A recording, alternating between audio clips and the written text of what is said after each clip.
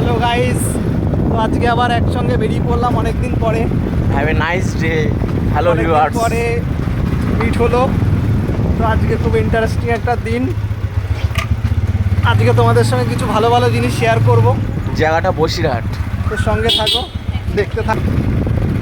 আজকে বসিরহাটের কিছু স্পেশাল ঐতিহ্য তোমাদের সঙ্গে শেয়ার করব। আমরা এখন ঢুকছি একটা ফার্স্ট, যে বসিরহাটের মধ্যে সবথেকে ভালো পুজো হয় সেরকমই একটা প্যান্ডেলের আমরা চলে এসেছি কাছাকাছি। তোমাদেরকে দেখাচ্ছি ভ্যাবলা স্কুলের মাঠ। যারা যারা বসিরহাট থেকে দেখছো অবশ্যই লাইক কমেন্ট করবে। দেখে নাও প্যান্ডেলটা, তোমাদেরকে একটু জুম করে দেখাই।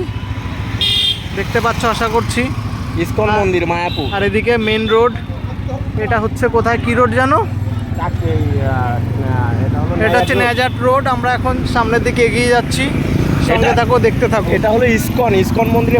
এটা হচ্ছে ভ্যাবলার যে হাই স্কুল, সেই মেন হাই স্কুলটা এখানে রয়েছে। আর যে প্যান্ডেলটা তোমাদেরকে দেখালাম সেটা হচ্ছে সামনের দিকে একটু এগিয়ে পড়লাম। সন্ধ্যাবেলা পুজো মানে বসিরহাট, আর বসিরহাট মানে একটা আলাদা লেভেল। আর শুধুমাত্র এখানেই শেষ নয়, চলে আসলাম আর একটা প্যান্ডেলের কাছে, ভ্যাবলা রেলগেট। এবং এখানেই শেষ নয়, একের পর এক প্যান্ডেল, একের পর এক প্যান্ডেল। দোপাপাড়া রেলগেট, এবার হচ্ছে সোনপুকুর ধার। মানে একসে এক সুন্দর সুন্দর প্যান্ডেল যদি বলা যায়, তো একদম কিছুটা দূর যেতে না যেতেই এক একটা সুন্দর সুন্দর লেভেলের প্যান্ডেল এখানে তৈরি হচ্ছে।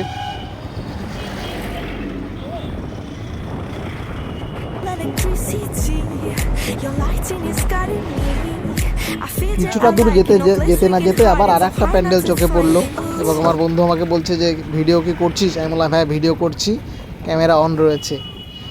বসিরহাট মানে একটা আলাদা লেভেল, একটা আলাদা ভাইব্রেশন দুর্গাপুজোর সময়। সেটা বলে বোঝানো যায় না, বলে মানে যেমন খাওয়া দাওয়া আড্ডা ঘোরা, ঠিক আমাদের এখনই সেম, শুধুমাত্র ভিডিও করা না, তার সঙ্গে আছে খাওয়া দাওয়া। চলে আসলাম একটা এগরোলের দোকানে, এগরোল খেলাম। আর এগরোল খেতে না খেতেই চলে আসলাম আবার আর একটু পাশেই মিষ্টির দোকান। বলছে শুধু এগরোল খেলে হবে না, মিষ্টিও খেতে হবে। আবার একটু মিষ্টি নিলাম, দুজনে মিলে মিষ্টি খেলাম।